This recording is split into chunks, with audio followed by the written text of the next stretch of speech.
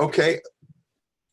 Hope, like I said, hope everybody had a nice Pesach under the circumstances, and it gets back to to learning as much as we can. And Boker Tov, and welcome to our post Pesach online learning. Okay, so we figure, since, as you all know, there's a minhag to learn Pirkei Avot on Shabbos in the summer months. The original minhag, of course, began on between Pesach and Shavuot, and being that there are 6 weeks between Pesach and Shavuot, but of course there are only 5 chapters in Pirkei Avot.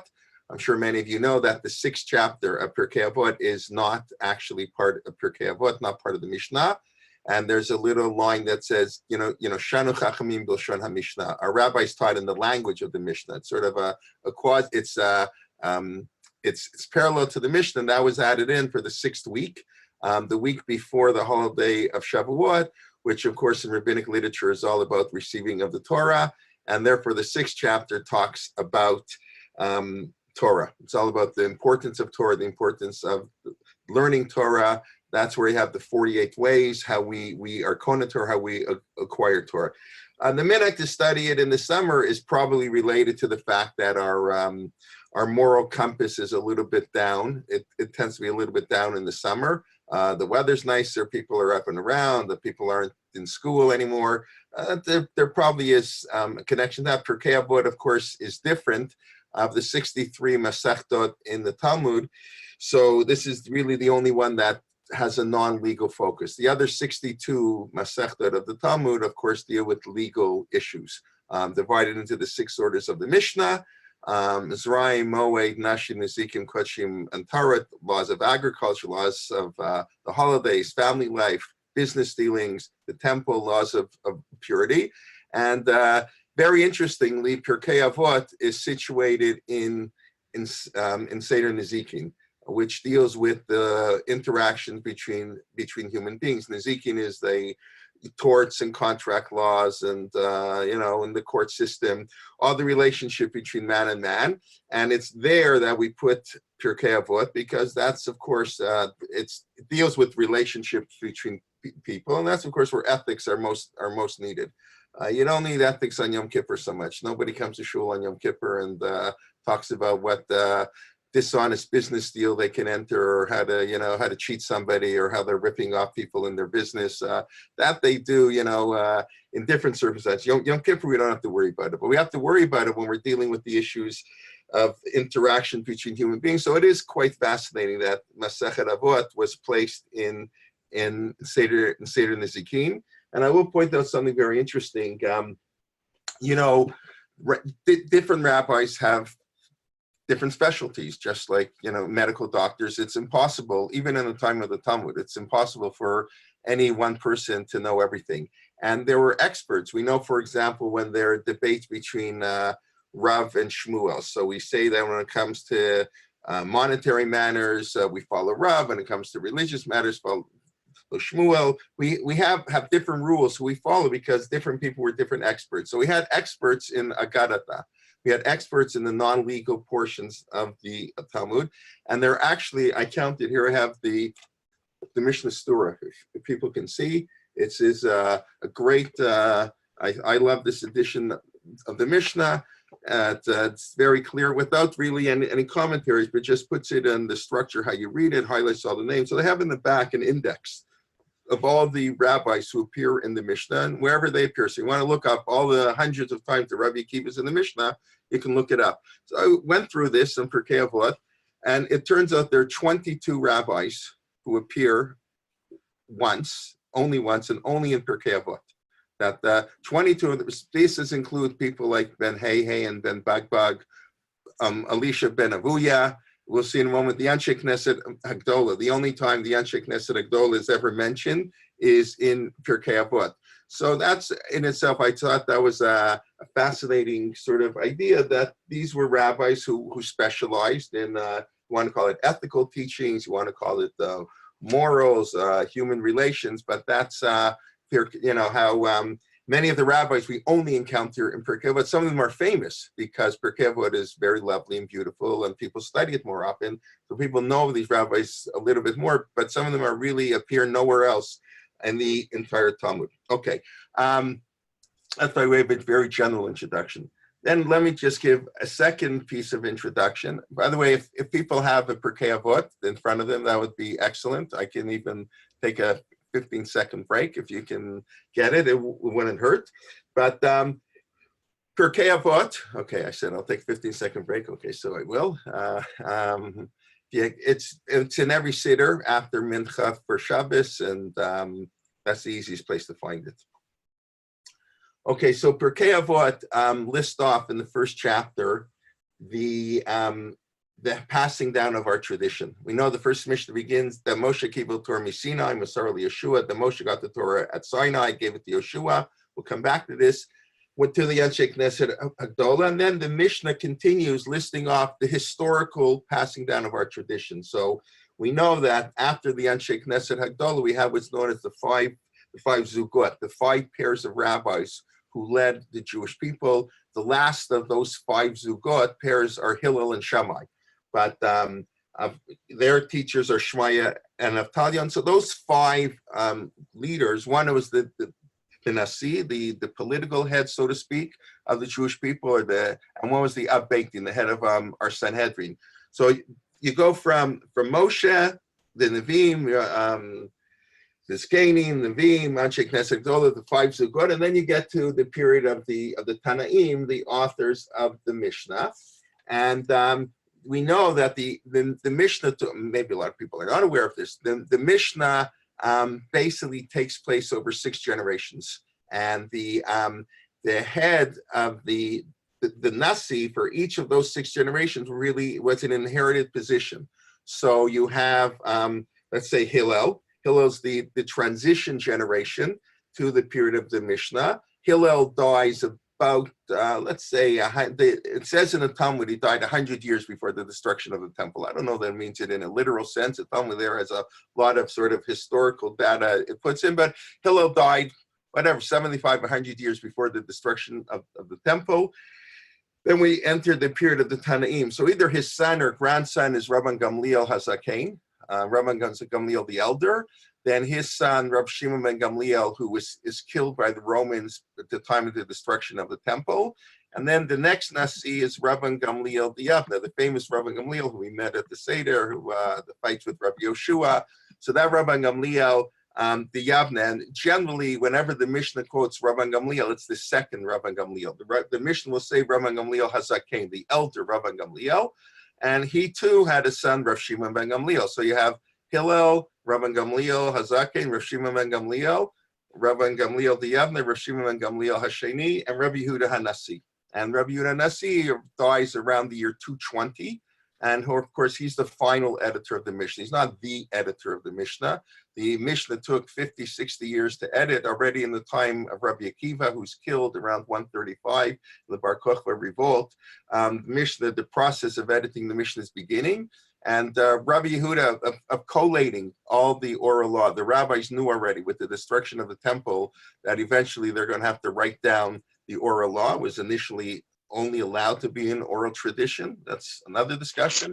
And it was ended at Rabbi Yehuda HaNasi around the year 220. And the first chapter of the Mishnah basically brings the transmission of Torah with a teaching, 1 or 2 teaching from each of these people, like, you pretty much did Anshe Knesset Hagdola, the Zugot, the 5 pairs of Zugot, then the Tanaim. Now it's fascinating. Okay, if you look at the last 2 Mishnayot in the first parak, you have after Shammai, you have Hillel and Shammai, then you have Rabban Gamliel. Aselech Harav, make a rabbi, Istalek mean Hasapek, then you have his son, Rav Shimon ben Gamliel, Shimon Beno, and then you skip to Rav Shimon ben Gamliel. Rabban Gamliel of Yavne is not mentioned in the Mishnah. I find that's a fascinating omission. If you go through every single one of the Nasim is mentioned, Rabban Gamliel is skipped over, probably related to the fact when he was impeached, when he insulted Rabbi Yoshua too many times, and they impeached him. And for whatever reason, Rabbi Yehuda Hanassi, here, when he edited the Mishnah, passes over Rabban Gamliel. The truth of the matter is we have that at the Seder. The 5 rabbis in Bnei Brak who are up all night discussing the Seder, Rabbi Akiva, Rabbi Tarfon, Rabbi Elazar ben Azariah, so noticeably missing is Rabban Gamliel. And in the Tosefta, which is sort of a parallel Tanaitic period, it's from the same period of the Mishnah, but was not included in the Mishnah. And the Tosefta, there is a parallel story where Rabban Gamliel was studying not so much the story. We have in our Haggadah the story of Egypt, but he was learning the laws of Pesach all night. So that's sort of we'll see there's sort of this ambivalence towards Rabban Gamliel. But the first chapter is basically a recording of our Masorah. And the second chapter begins with Rabbi Omer, Rabbi Yehuda Hanassi, who's rarely quoted in the Mishnah, as the editor of the Mishnah. In other words, he's really collecting all the data in a sense before him. But we quote Rabbi, and then we quote his son, Rabban Gamliel, Beno, Shel Rabbi Yehuda Hanassi. So we're already, this was clearly added in, or maybe not, maybe Rabbi Yehuda Hanassi was quoting his own son, or was added in later. And then we go back to Hillel. So the Mishnah sort of lists off in historical order. And then in the middle of the second chapter, in Mishnah Dalit, we move to Hillel, and then we go to a sort of a second line of the passing of our tradition. And that's Hillel's, not top student, but Hillel's, I don't know how to put this. The Talmud says that the weakest, I use that term in quotation marks, the weakest student of Hillel was Rav Yochanan ben Zakkai. That the Talmud says Rav Hillel had 120 students. It's also, I'm sure, not a exact historical number. Had 120 students. The top student was Yonatan ben Uziel, and the quote unquote the lesser student. I don't know what word to use. It's hard to say that with Rav Yochanan ben Zakkai, which basically what the Talmud is saying is we know that intellectual ability or knowledge is not the number one criteria for leadership. Leadership requires, so much more. We know that it's not the A+ student who necessarily does the best. It's someone who combines other talents. But anyways, we follow that tradition. Hillel, and the one who really picked up on Hillel is Rabbi Yochanan ben Zakkai, the one who saved Judaism at the destruction of the temple. And then we go to his students. If you remember in the second chapter, it says there were five famous students of Rabbi Yochanan ben Zakkai, Rabbi Elazar ben Hyrcanus, and the Rabbi Yeshua. And then the Mishnah, the second chapter, lists off 3 teaching of each of these rabbis. So basically, the first 2 chapters of Pirkei Avot is a historical development of the Torah from a little bit Moshe, beginning at Moshe, all the way through the son of Rabbi Yehuda Hanassi, the editor of the Mishnah, skipping over Rabban Gamliel, and then we have sort of a second stream. That's which this is the stream of greater leadership. In other words, the son of the laundry basket. I'll fold it.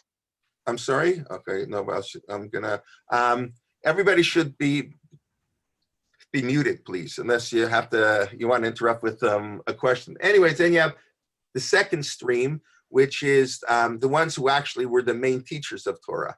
In other words, the Nasi, clearly Rabbi Yehuda Nassi's son is not famous. He's not one of the great Tanaim, not one of the great teachers in the Mishnah, where of course the students of Rabbi Yochanan ben Zakkai are really the leaders and the ones who preserve Judaism in a very difficult time. Okay, that's just a few words of introduction. Now let's go back to the beginning. Pirkei Avot, the first few Mishnot are very famous. Hopefully we can add a little bit of insight and some ideas. Feel free to make any comments or questions if you have.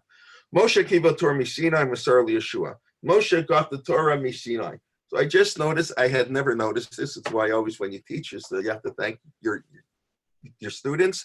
A comment of the Bartanura. Rav Avadjami Bartanura is the most important commentary on the Mishnah, living around, I believe, the 15th century. The Mishnah was, throughout most of Jewish history, the Mishnah was never studied as an independent text. The Mishnah was always studied in conjunction with the Talmud. The Bartanura is really the first, outside of the Rambam, the Bartanura is the first major commentary on the Mishnah itself, divorced from the Gemara, of in other words, where you can study Mishnah as an independent work. Anyway, so the Bartanura points out that Sinai, when we say that Moshe got the Torah at Sinai, so what does that mean?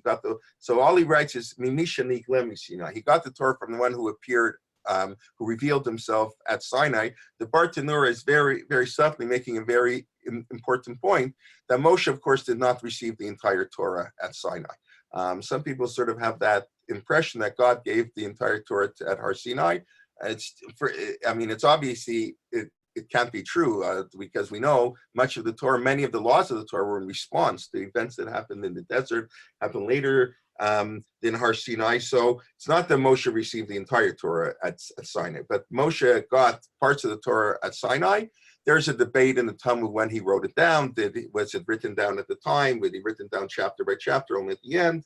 But anyways, Moshe got the Torah at Sinai, gave it to Yoshua. Yoshua gave it to the elders. The Skanim gave it to the Nevim. Nevim was rule Anshe Knesset Hagdola.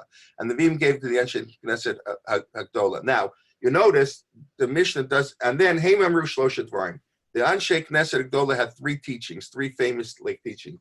Why don't we mention any teaching of Moshe, Yoshua, the Skanim, or the Nevim? How can we not mention any of their teachings? So I think the answer is relatively obvious. Those teachings are in Tanakh.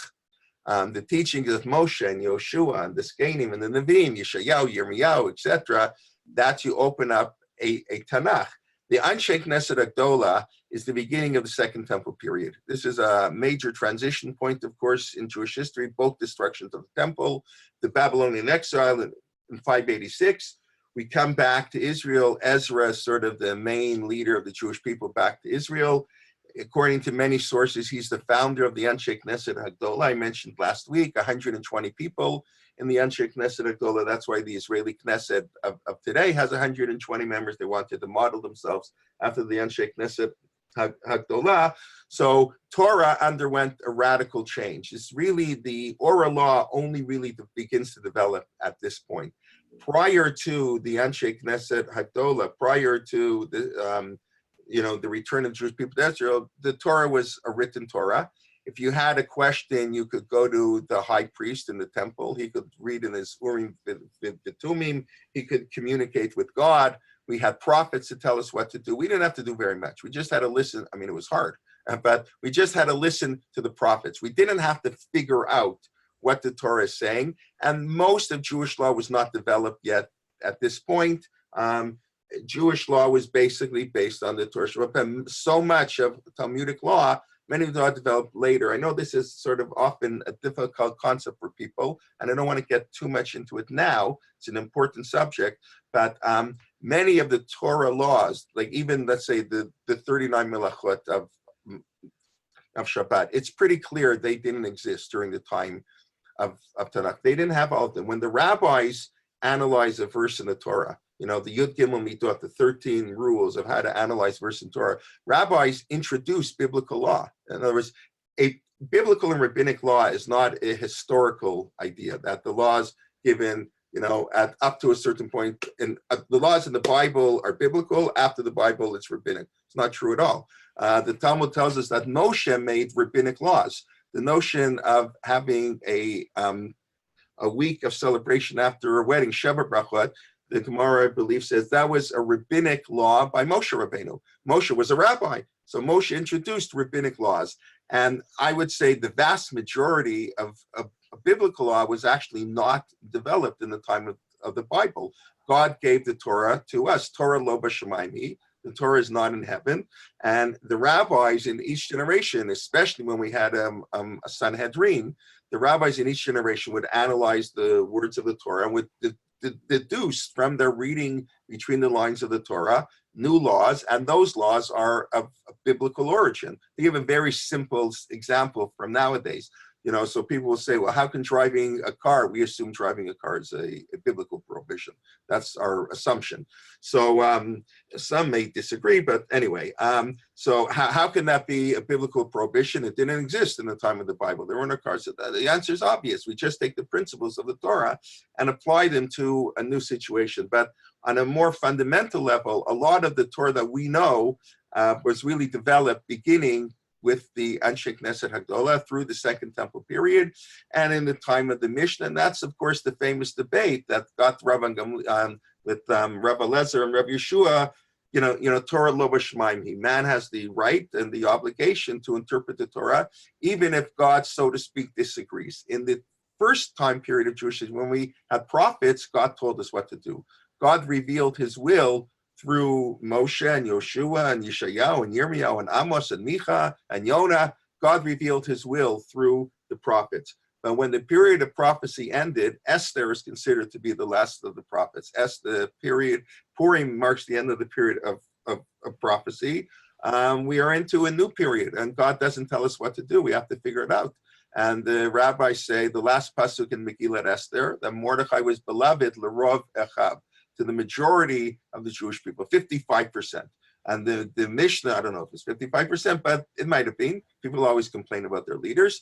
The Gemara says, Rav Echav, that not all of them, members of the Sanhedrin, were very upset at Mordechai. They didn't like his policy. Why did he risk the Jewish people by not bowing to Haman? They had all kinds of complaints about Mordechai.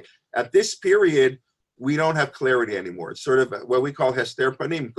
Hester Panim we often use in a philosophical term, but it's also halachically that it's up to us. And the Talmud says, Achacham atif minapi, that the sages are greater than the prophets. It's much better that we figure it out on our own, even though we don't always know if we're doing right. But we say, Elu ve'elu divir Elohim chayim.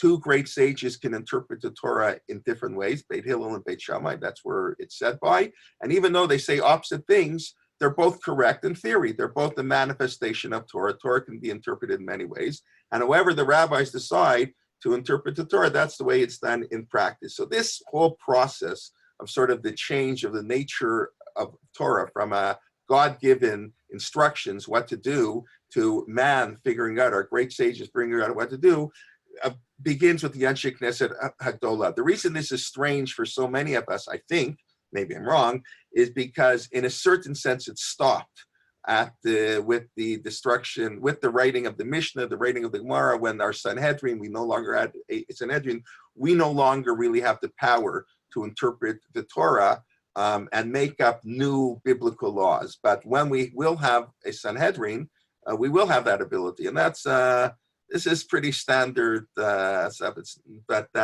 So we're frozen in time a little bit. And as a matter of fact, that's why some of the commentaries explain why the law had to be oral, why we were opposed to writing the Torah, because a written Torah, anything written is fixed. It's etched in stone. Oral is flexible, and the Doravi, the great grandson of the Chatam Sofer, he has a beautiful introduction to his development of Torah Sheba'al Peh. So this is one of his major points, is that God wanted the Torah to be oral, so it didn't. We didn't restrict future generations. That every generation didn't have to rely on precedent and do what other people said. We want the Torah to be flexible. Unfortunately, we lost that ability. It's very hard to do that when Jews are all over the world. He was the Doravi, Rav Moshe Shmuel Glasner, like I said, the eldest great grandson of the Chatam Sofer. That's why he calls himself Doravi. He was basically thrown out of Hungary. He was a Hungarian Zionist rabbi. That's like almost an oxymoron. If you know the history of Hungarian Jewry, they're the most, Satmar comes from Hungary. They're the most anti-Zionist, and he was a big Zionist. And he moved to Israel in 1921, and part of he died, I believe, in 1924. And one of his whole ideas is, now that we're returning to the land of Israel, we'll soon establish a Sanhedrin, and we're going to go back to the original law as an oral law that develops organically in every generation. Anyways, that's a little bit sort of the major change. So the Mishnah doesn't mention anything. Moshe, Yeshua's gaining, that's all in the Torah Shabbat. That's all the written law. Now we're entering the Torah. I mean, we're reading it's written down, but we're entering into the stage where the Torah Sheba'al Peh, the oral law, becomes the major focus of Jewish life. Then we're a period of with the Anshe Knesset Hagdola. And by the way, the Anshe Knesset Hagdola, the rabbis say they're called Anshe Knesset Hagdola because they return Judaism to its former glory. We say it's in in Parshat Ekev, Ha'el Hagadol Hagibor V'Hanara, what we say in the Shmon Esrei, and the Gemara says the Jewish people, they stopped saying it. How can you say God is all awesome and powerful? The Jewish people are suffering, we're in exile, and the Anshe Knesset goal is sort of restored Torah to its glory, and they were the ones who established our Shmon Esrei. The Amidah that we say 18 brachot. We spoke last week on the adding of the ninth. So the 18 brachot of Shmon Esrei were already established by the Anshe Knesset goal. We're going back 2,500 years already. They were the ones who established the notion that we make Kiddush on Friday night, Havdalah on Saturday night, and our brachot. The fact that a Jew makes a blessing when he eats an apple, that comes from the Anshe Knesset Havdalah. They set the patterns of Jewish life that we still observe 2,500 years later. The rituals of Jewish life was established by the Anshe Knesset Hagdolah. Okay. Now, the Anshe Knesset Hagdolah said three things. Obviously, they said many more, but the Mishnah is picking out three things they like to do. So let's just quickly go over them. Or have a matunim b'din. Be matun in din. Be deliberate, I think, is how they I don't have an English translation in front of me, but I think that's how most of them translated. In other words, a dayan, a judge, has to take his time to something. I remember Rav Schechter, like telling us when I was in his shiur, Rav Hershel Schechter from Yeshiva University, telling us that Rav Soloveitchik would complain often that America, he said in Europe, Rav Chaim Ozer Grudzinski, the great posek in pre-war, lived in Vilna, died in 1941, not because of the Nazis, died of natural causes. And soon after the Nazis came into Vilna, but Yimach Shemam. But Rav Chaim Ozer Grudzinski was a relative of the Soloveitchiks. So he was the greatest posek. He would get a complicated question. The Rav Soloveitchik would say it would take him 2-3 weeks to answer. He would consult with other rabbis. He would, study, look over everything, and he wouldn't, it would take him a few weeks. Today in America, he says that the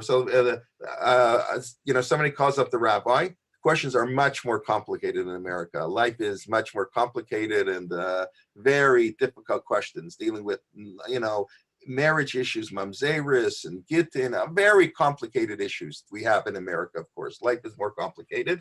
And they would expect the rabbi to give an answer on the phone. And if the rabbi says he has to look it up, like the old joke, well, what are we paying the rabbi for? We thought you're finished your learning. So that there's a lot of truth to that this whole internet, answering questions on the internet. I'm not a big fan of that because halacha is at least as subjective as objective. There's an objective part to halacha, but halacha also is a very subjective aspect to it. It's an art and a science. And while the science you can answer online, the art you can't. The art you have to know the person. And that's why I say l'charav, which we'll have twice in the first chapter in Pirkei Avot. You have to have a rabbi who knows you, who understands where you're coming from. And it's well known that two people can ask the exact same question and properly get two different answers. So, this idea that everything quickly, we live in a generation, that's, so the first thing the Anshe Knesset Hagdolah says, the rabbis have to take their time, answer slowly, look at nuance. Two questions that look alike may have a nuance that they're not quite the same. So it's a very important idea, one that's, I think, especially important in our generation, and people have to understand. Things take time. You can't expect an answer right away. Number two, hamidu talmidim harbe, have a lot of students. So this seems like a no-brainer. Obviously, we want to have Jewish education should be for everybody. It's supposed to be free, but okay, that's a whole different discussion. Yeshua ben Gamla instituted free education, but okay. But truth of the matter, it's not so simple. This gets us back to our debate between Rabbi Gamliel that we mentioned earlier. When Rabbi Gamliel was impeached and they appointed Rabbi Elazar ben Azariah, he was the compromised candidate. They didn't want to appoint Rabbi Yeshua. That would be a slap in the face. Rabbi Gamliel 3 times had publicly embarrassed Rabbi Yeshua. And when in the middle of his shiur, he's giving a shiur, and the third time he embarrasses Rabbi Yeshua, and the people listening said, enough already, stop. And in the middle of the shiur, they ordered him stop. They impeached him, and then they had to look for a new candidate. They said, we don't want Rabbi Yeshua. That's a slap in the face. That's not so nice. Rabbi Akiva, no, he doesn't have any yichus, he came 40, he was a shepherd, no one's going to respect him. So they went to this unknown, young, 18-year-old, candidate who didn't have any enemies yet. He was new in the world. So Rabbi Elazar ben Azariah, in the famous story, when he said, let me ask my wife, he asked his wife said, what are you, crazy? When in this job, they'll fire you. They fired him, they'll fire you. Who wants to be working in the Jewish community? You get fired. Well, who needs the headaches? So he said, even for one day, to work, to have the merit to serve the Jewish people is such an honor. And his wife said in the famous story that his hair grew white overnight. That's not a miracle. You work for the Jewish community, your hair grows white overnight. And Harayani Kiven Shivim Shana. That's what he said at the Seder. He's like 70. So that's a well-known story. It's also, I think, and then they say, so Rabbi Elazar ben Azariah, he's the new leader, he's the new Nasi. They've impeached Rabbi Gamliel. So he had a new agenda. Every new leader brings in his own policies. So his policy was, the first policy the Mishnah said, the Gemara in Brachot said that he did, was he got rid of the doorman. There was a security guard at the Beit Midrash. Rabbi Gamliel felt that only the elite of the elite should learn. If you want to create great Torah scholars, you can't let in everybody. So, and he was concerned that, and also the moral character. You had to have what they called the expression, toho kaboro. Your inside and your outside were the same. And Rabbi Gamliel had a very strict, restrictive policy. And the Talmud says that Rabbi Elazar ben Azariah threw the guard away, and he put up signs, everybody's welcome in the Beit Midrash. And that day, I think the Talmud has two opinions, either 400 or 700 benches had to be brought in. And, there were so many people who Rabbi Gamliel had kept out of the Beit Midrash. And the Gemara says Rabbi Gamliel nearly had a heart attack.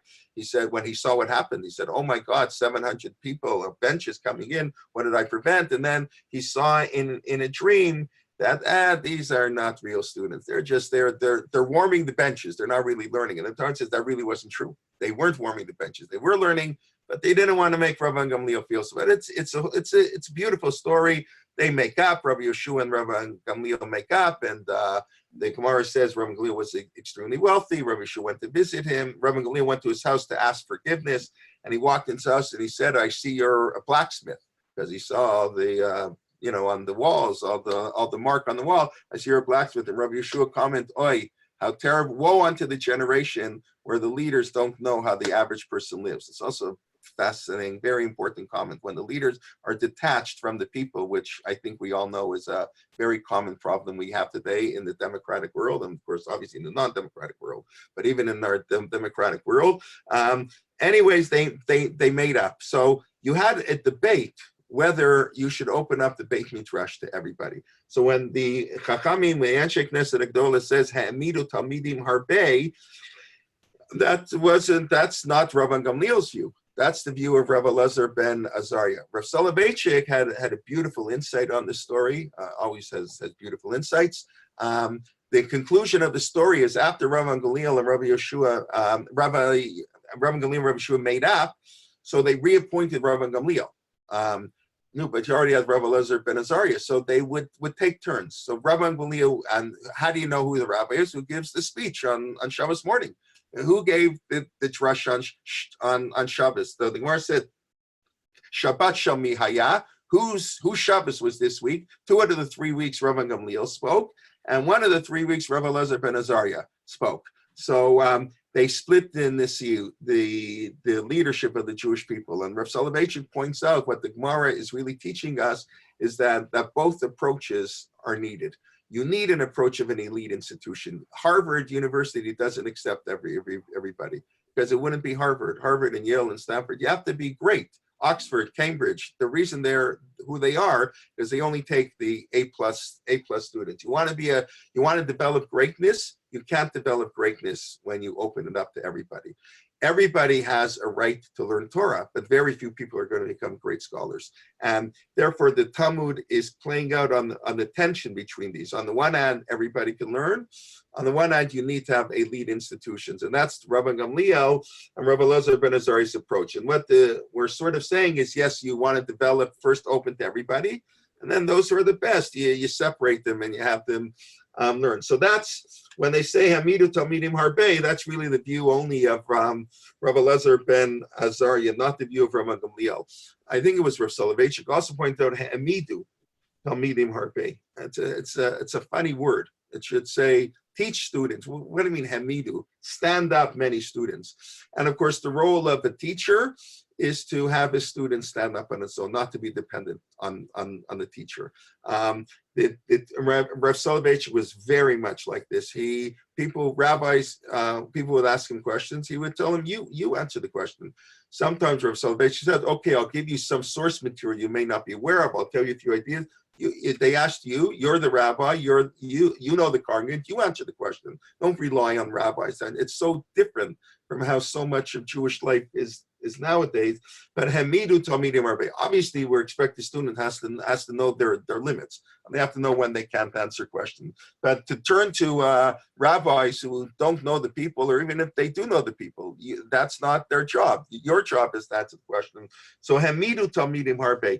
Allow your students to stand on your own, Torah, and make a fence around the Torah. This, of course, is a notion of rabbinic law that I would say. Most of what we do, at least in the realm between man and God, in the realm between man and man, most of the mitzvot are biblical. Not to gossip, to be honest in business, not to take revenge, not to be jealous. Those are all in the Torah, and that's really in the Torah, black and white. You don't even need development of Torah Shabbal Pets. It's right there. But the mitzvah between man and God, prayer, basically is a rabbinic mitzvah. There may be some elements of biblical, how we keep Shabbos 90% of what we do or don't do on Shabbos. Making Kiddush on wine is rabbinic Kiddush. I just Anshe Knesset Hagdol instituted that. All the brachot we make are all rabbinic. So much muksa, so much of the second day of Yontif that we just had yesterday for those who aren't in Israel. So that's all rabbinic. So that's the Torah. There are really two aspects. Asri Torah is on the negative side. In other words, make a fence around the Torah, just like you have by the hydro wires, you put a fence to protect people. It means, in Torah says, or the way our sages understood what the Torah says, you can't eat meat and milk. The Torah doesn't exactly say that, but that's how the sages interpret the Torah, and that becomes a biblical law, not to eat meat and milk that's cooked together, but that's only meat. To eat chicken and milk that's cooked together is, no prohibition. So the rabbis were afraid people would mix up chopped meat, chopped chicken. They think they're eating chicken and they're eating meat. So the rabbis made a rabbinic law. You can't eat chicken and milk. Rav Yossi HaGlili didn't subscribe to that. The Talmud says Rav Yossi HaGlili, in his town, he was the rabbi. He thought that was too far-fetched. That was too far.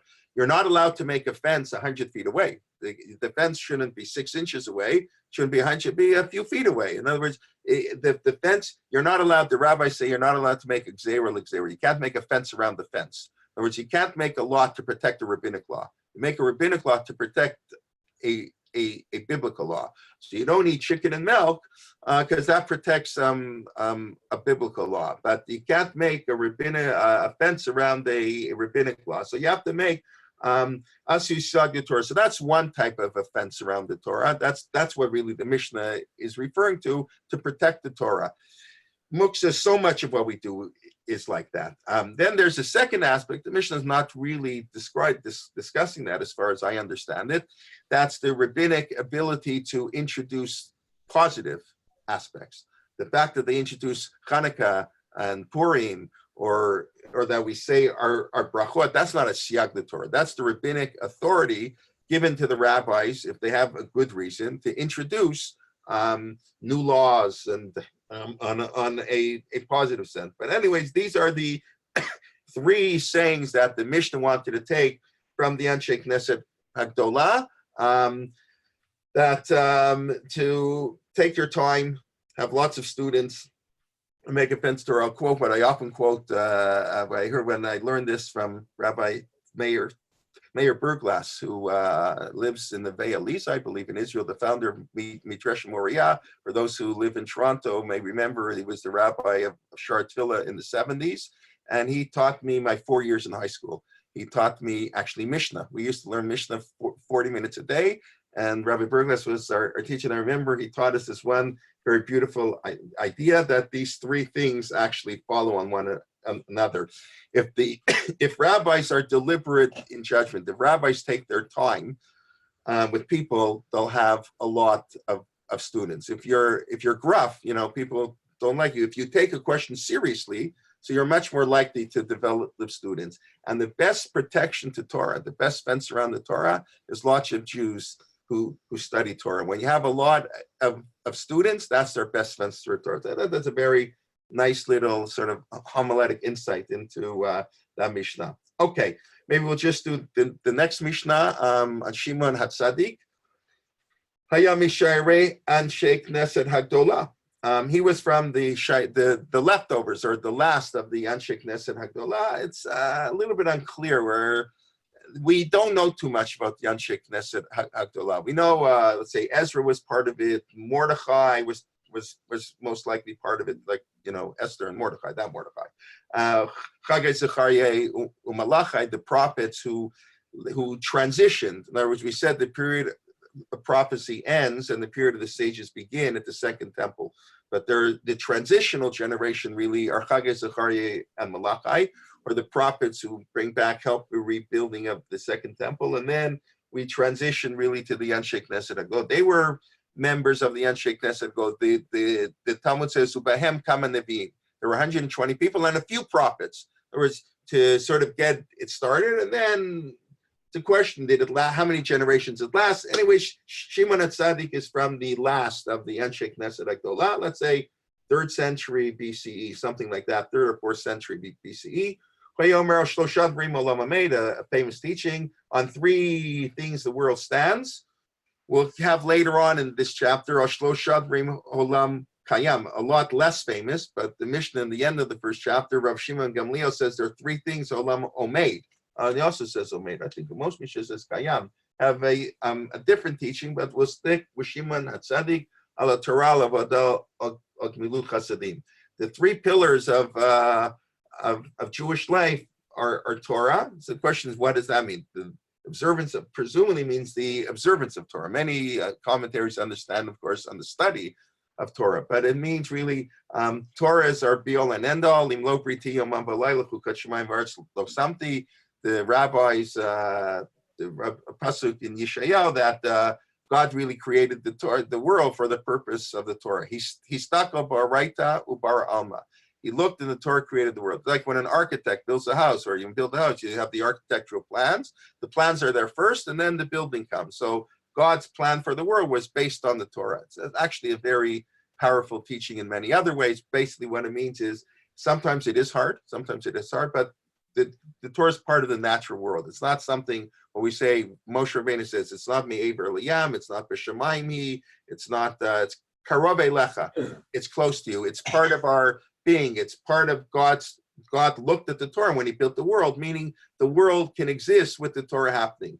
We're going to have actually coming up, if I can put in a half a plug, one of the series we're going to have now online is Rav Avot Tabori is going to give a series on halakhic issues with the founding of the state of Israel. How do you run a state? How do you run an electric grid? You can't close it down on Shabbos. You can't close down every factory. You just can't in manufacturing sometimes. So how do you do that? But there has to be a way to do. We think there has to be a way because God created the world that the Torah can work in that world. So we have to work hard to figure out how we can apply Shabbos in the modern world. Okay, is electricity allowed? Isn't that? That's you can come to that. That's going to be on Thursday mornings at 11 a.m. and you can see on the email. Anyway, al haTorah. Now al avodah. So one is Torah. What does avodah mean? I've been talking the whole time. I'll let somebody else answer. I don't know if what does avodah mean? Everybody's afraid to say anything. Okay. Avodah is worship. So what does it mean? So the classical understanding of avodah tended to be avodat hakorbanot, right? And they're psukim in that the bringing korbanot. Now that in itself, of course, is depends who you are. According to the Rambam, he wasn't such a big fan of the korbanot, at least not philosophically, right? But avodah means whether korbanot for sure, but of course the Mishnah is written after the destruction of the temple. So there were no korbanot. So it's a little bit strange to say that the world stands on three pillars when one of the pillars is missing. Whatever your view on korbanot, it's a little bit strange that the Mishnah would list it 150 years after the temple is destroyed. So avoda means probably prayer. Ezahi avoda shebalev. What's prayer is known as avoda shebalev. The Rambam, unique among all medieval authorities. The Rambam is the only authority who believe, as far as I know, the only major authority who believes that prayer is a biblical obligation. I've mentioned this in many contexts, but it's worth repeating. It's a beautiful idea. You know, there's a famous dispute between the Rambam and the Ramban. The Rambam claims there's a biblical mitzvah to pray. Of course, that doesn't mean 3 times a day. That means once a day. There's a biblical mitzvah to pray once a day, and it doesn't mean everything we say. It means you have to basically Shmona Esrei, but it didn't even mean the whole Shmona Esrei. I mean, you have to give praise to God and ask God for something and thanksgiving. In 2 minutes, once a day, you filled your biblical obligation. There's a rabbinic obligation to pray 3 times a day, etc., etc. The Ramban disagrees. The Ramban says there's no biblical obligation to pray at all. Well, he has one exception, but there's basically no biblical obligation to pray. But prayer, and this is what I find so beautiful, if we could follow this, it's very hard. Prayer is an act of chesed of God. God is very kind to us. He allows us to pray. When we can pray? What a chutzpah that we go to God and ask him for wealth and for health and for wisdom. What are we, nuts? If you want to get a meeting with the prime minister, you can't get a meeting. God is so kind to us. He allows us to daven. Prayer is a great act of kindness of God. That's how the Ramban explains it. Prayer is a very difficult mitzvah. I don't have to tell everybody knows it's very hard, but if we could internalize that Ramban, that would be a very beautiful idea of that where it's not an obligation. I wish I didn't have to pray, but I have to go to shul. What can I do? Or have to daven at home. Whatever. That's often our attitude. But if we keep the Ramban in mind, it's not. Prayer's not an obligation. Prayer's a gift that we have an opportunity to connect to God. But the Ramban says the only time that prayer is an obligation is the Eitz Sarah. If you look in the Torah, and Parshat Balotcha, the Torah says in a time of war, you have to blow the shofar, the chatzotrot, and we know the shofar is a form of prayer. It's prayer without words. We say words. Words are limiting. We don't know how to fully express ourselves. So we make words and then we blow sounds, that God should turn the sounds into what our prayers. That's why we blow shofar in the middle of the Shmona Esrei. So it says in the Torah, you sound the trumpets in the time of war. So that Ramban derives from there that in a time of great need, in a time of, then there's an obligation to cry out to God.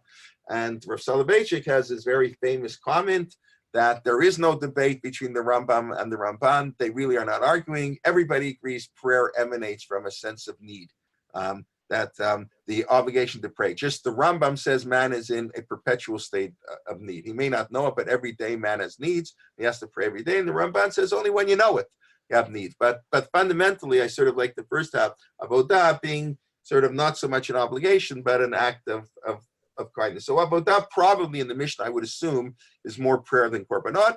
And if I want to give a modern interpretation, but an important idea, Avodah can mean like Avodah, work, Torah of Avot. Like I grew up in Bnei Akiva, the slogan of Bnei Akiva, Torah, work on a kibbutz, Avodah, work the land, which we know it's a great mitzvah in the Torah. I mean, so much of the Torah is working the land. When God put man in Gan Eden, he told him to to work the garden and to guard the garden. So avodah is a very important aspect, to work for a living. The Gemara in bracket says when we make when the labor, the sweat of our hands, or however you translate it, the sweat of our brow from our work, we sustain ourselves. Ashrecha b'tovlach. We're blessed in this world and the next world. That's greater than those who study Torah. That's what the Gemara says, because to be able to support yourself. So avodah, work, and that's how the world develops. That's the simple way. That's the second pillar. So we have korbanot, prayer, work, the second pillar of the Torah, and of course the third one, gemilut chasadim, acts of kindness between people, between humans, being nice to people. I was just reading an interesting article, but we know I've been, whenever we make on the mitzvah between man and man, we don't make a bracha. I said the Anshe Knesset Hagdola established we have to make our brachot, and rabbinic literature teaches you're supposed to make at least 100 blessings a day. It's not hard. Yedem Shemon Esrei 3 times a day is up to 57. Birkat HaShachar is another 15. You're up to 72. It's very easy. But yeah, you have to say 100 brachot a day. But there are no brachot that I can think of between man and man. This is discussed usually in the context of on the mitzvah on staka. There's no blessing, and the simple reason is because we should not do a mitzvah between man and man because it's a mitzvah. I mean, yes, it is a mitzvah, but we do it because it's the right thing to do. I don't give staka because I can do a mitzvah. And to make a bracha when I give somebody charity is almost like how could you do such a thing? You're turning the person into an object. That you're the object of my mitzvah. I give staka because I have to. That's the beautiful comment the Maral of Prague has. It says in the Torah by the mitzvah of staka. The mitzvah of staka is written twice in the Torah. Once in Re'eh, which that's the more famous place. Patochti tachet yadcha. Open your hand. Don't clench your fist or open your heart. That's the more famous place in Re'eh in the context of Shemitah, Maser Sheni, the gifts to the poor. But it's also in Mishpatim, and there it's not so much quote unquote charity, but it's a loan, which we know is a higher form of charity. Im kesef talved ami. If you lend your friend money, don't charge interest. It's said in the context not to charge interest. Anyway, so im kesef talved ami. If you lend your friend money, your person money, these are the laws. So Rashi has a comment there. This is one of 3 times in the Torah where the word im, if, doesn't mean if, it means when. There's an obligation when you lend money. The Torah uses the word if, but it's not really if. It means you're obligated if you can afford it. If you can afford it and your friend needs a loan, you're obligated to lend and no interest. We don't get into the risk of later development business loan. That's beyond this. So you have to lend them. So the Maral of Prague asks a very simple question. If the Torah meant to say when, why doesn't it say when? Why does it say if? I mean, what do you mean? Rashi, one of the 3 times the Torah says if, and it means when. So say what you mean. Well, why does the Torah have to write what it doesn't mean? So the Maharal of Prague beautifully explains that the Torah wants us to give charity as a volunteer. We shouldn't give charity because we're obligated to give charity. We should give charity because we care about other people. We want to help people. So mitzvot, so the Torah writes it. Don't give it as an obligation. I mean, people do give it. It's better to give it an obligation than not to give it all. But you should give it because it's gemilut chasadim. We care about other people. So there's a sharp break when you do mitzvot between man and God. You're doing it because God commanded so. As the Rambam writes, a Jew should say, "I would love to eat pork. Pork is great. What's wrong with eating pork? God told us I can't, so I won't. But there's nothing wrong. There's nothing immoral about eating pork, only because God said so. Mitzvot between man and God because God said so. There may be a good reason for it, but the obligation stems from God. Mitzvot between man and man, yes, it also stems from God. God, of course, also commands us this, but it has to come because we want to do it, because of the chesed that we want to do it. I've often pointed out, we'll end with this, that Gemilut chasadim, a gamal, right? Gemilut chasadim comes word of a gamal, a camel, because a camel is the sign of chesed, because the camel doesn't need any provisions. When it takes you in the desert, right? That was the animal that used to transport in the desert. Doesn't need its own food. It regurgitates its own food. So the gamal became the symbol. Gemilut chasadim is tied to a gamal. But anyways, these are the 3 things that Rav Shimon Hatzadik says, the 3 pillars of the world. So I'll just give maybe a 1-minute review of what we did. We discussed the minhag to learn Pirkei Avot in the summer. We added the sixth chapter before Shavuot talks about the importance of Torah, the placement of Pirkei Avot in Nezikin, in the part of the Mishnah that deals relationships between man and man. That's where we need it most. We mentioned there are many experts in Aggadah literature. Pirkei Avot is obviously different than the other tractates of the Talmud, and there are 22 people, I believe, if I counted correctly, who are mentioned only in Pirkei Avot and nowhere else in the entire Talmud, which I find quite fascinating. We said the first two chapters really have two lines. One, the historical line from Moshe Rabbeinu through Rabbi Yehuda Hanassi to his son, how the Nesi'im, the leaders of the people, and then we break off from Hillel, and we do his students, Rabbi Yochanan ben Zakkai, who were really the great Torah leaders of the generation. Those are the first two chapters on Pirkei Avot. And we mentioned, obviously, we don't have to say Moshe, Yoshua's gaining, because that's, you look in Tanakh, and you know what they said. We begin with the Anshe Knesset Hagdolah, which is the beginning of the period of the Torah Sheba'al Peh. There was a fundamental shift in the nature of Torah from a fixed written like text. We were told what to do by prophets, by the high priest. We didn't have to really figure out. And that all changes in the Second Temple period, where we developed the Torah. And many of the Torah laws weren't, and some because they're written in the Torah. It's how the rabbis can, 1,000 years later, can sit and understand the Torah, and that becomes a biblical law. They're understanding the Torah. And you can have Moshe Rabbeinu making a rabbinic law. We said what the Anshe Knesset Hagdolah were the ones who set in the patterns of ritual religious life that we observe to this day: Shmon Esrei, Kiddush, Havdalah, Brachot, etc. And we discussed a little bit what they said, taking your time, having lots of students to debate, Rabbi Gamliel, Rabbi Elazar ben Azariah, and that our students put a fence around the Torah. And then we discussed Shimon HaTzadik, our tripod of Jewish existence: learning Torah, observing Torah, avodah, prayer, korbanot, work, and gemilu chasadim. So I want to wish everybody wonderful Shabbat. Everybody should be healthy. We should hear good news, and please God, we will have a number of classes next week, and some will start the week after. I'll send by email everything that we have going, and I want to wish everybody a great day. Thank you very much. Any questions? I'm happy to answer any questions. Okay, have a good one, everybody. Thank you. Shabbat shalom. Shabbat shalom. Still taking questions? Sure. If you ask, I'm happy to answer a question. You're talking about fences around the Torah. Yeah. So I know the Torah says, somewhere, I forget where it is, that you shouldn't add or subtract from the Torah. Yeah. So, but fences, it's understandable. Rashi talks about it there. So you can protect the laws of the Torah. Mm-hmm. On what basis do they introduce new laws? Good. So the Gemara, created? Correct. It's a great question. The Gemara asked that question on Hanukkah. The Gemara says when you light Hanukkah candles, you have to make three brachot. Asher kishanu mitzvah b'tzivanu la'tikner shel Hanukkah. The Gemara says v'heichan tzivanu. Where did God command this? It's not true. God didn't command this. So the Gemara has two answers to that question. Lo tasur, that the Torah says you have to listen to what the rabbis say. Now the rabbis have to have a good reason, but the Torah gave the rabbis permission. Otherwise, Torah would be a dead book.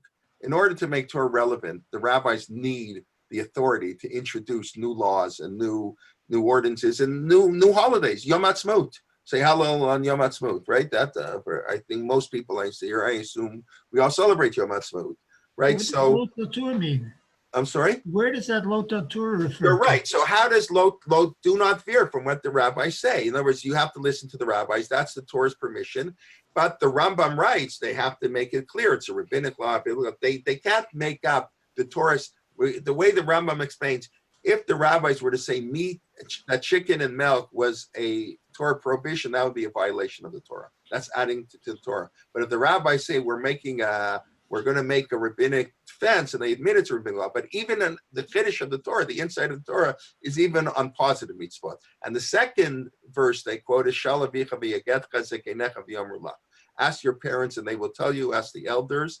And there's an idea that the leaders of every generation have to introduce new laws or whatever, if they can.